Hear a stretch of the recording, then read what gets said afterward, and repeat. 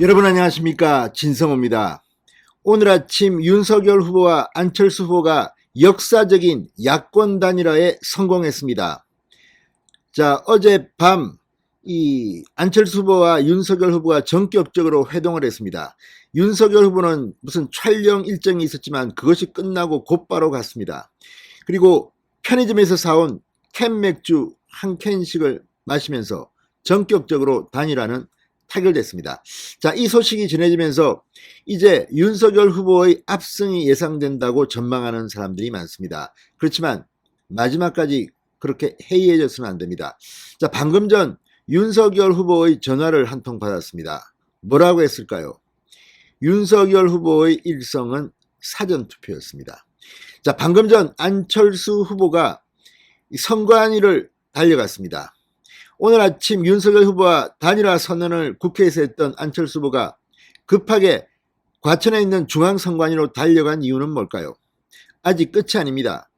투표를 해야만 정권교체가 이루어지는 것입니다. 고정세 선대본부장이 오늘 이렇게 안이하게 생각하는 사람들에게 일침을 날렸습니다. 자, 이제 전쟁입니다. 내일 모레 사전투표입니다.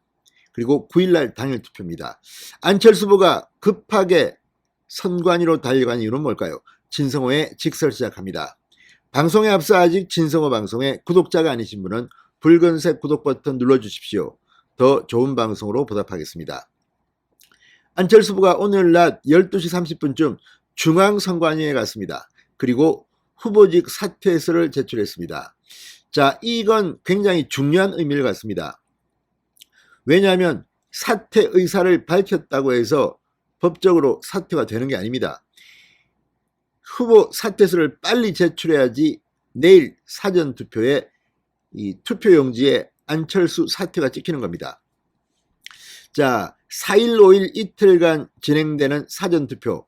이 투표용지에 안철수 후보의 사퇴를 새기기 위해서는 안철수 후보 본인이 직접 과천 선관위에 가서 이 확인을, 등록을 취소하고 사퇴 의사를 밝혀야만 투표용지에 사퇴 표기가 된다고 합니다. 그리고 3월 9일날 당일 투표, 본 투표에는 이미 투표용지가 인쇄가 됐기 때문에 안철수 후보의 사퇴는 이 투표용지에 새겨지지 않습니다. 다만 투표소 입구에 안철수 후보가 사퇴했다는 것을 공지를 합니다. 그렇지만 뭐 요즘 세상에서 안철수 후보가 사퇴했다는 거 유권자들은 다 알 겁니다.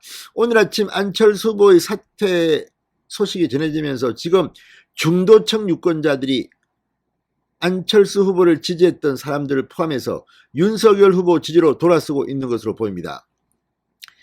자, 그렇지 않아도 지금 안철수 후보의 사퇴 이전에도 이미 윤석열 후보는 오늘 마지막 여론조사가 막 발표되고 있는데 이 안철수 후보가 포함된 조사에서도 이재명 후보를 이기는 조사들이 뭐 대부분입니다. 그렇기 때문에 이제 안철수와 단일화를 한 효과는 엄청날 겁니다. 그렇지만 이겼다, 다 이겼다고 정신줄 놓으시면 안 됩니다.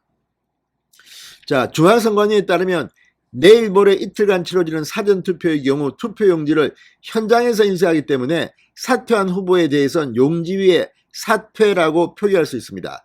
다만 오늘까지 후보자가 사퇴 의사를 직접 와서 선관위에서 밝히고 접수했던 후보 등록을 철회해야만 가능하다고 합니다. 자, 그렇지만 안철수 바로 달려갔습니다. 자, 내일부터 안철수 후보는 아마 윤석열 후보의 유세 현장에 마이크를 잡을 것으로도 보입니다. 이제 정권 교체를 위한 분위기는 후끈 달아오르고 있는 겁니다. 제가 방금 전 윤석열 후보 전화를 받았다고 했는데 이 전화 내용은 사전투표를 해달라는 것이었습니다. 이 사전에 녹음된 이 윤석열 후보 어제도 여러분 보셨을지 모르겠지만 KBS 1TV에서 이 마지막 선관위 주최 3차 TV 토론을 하기 직전에 선거 광고가 방송됐습니다. 윤석열의 TV 광고, 이어서 이재명의 TV 광고가 방송됐는데 윤석열의 TV 광고 주제는 사전투표해달라는 겁니다.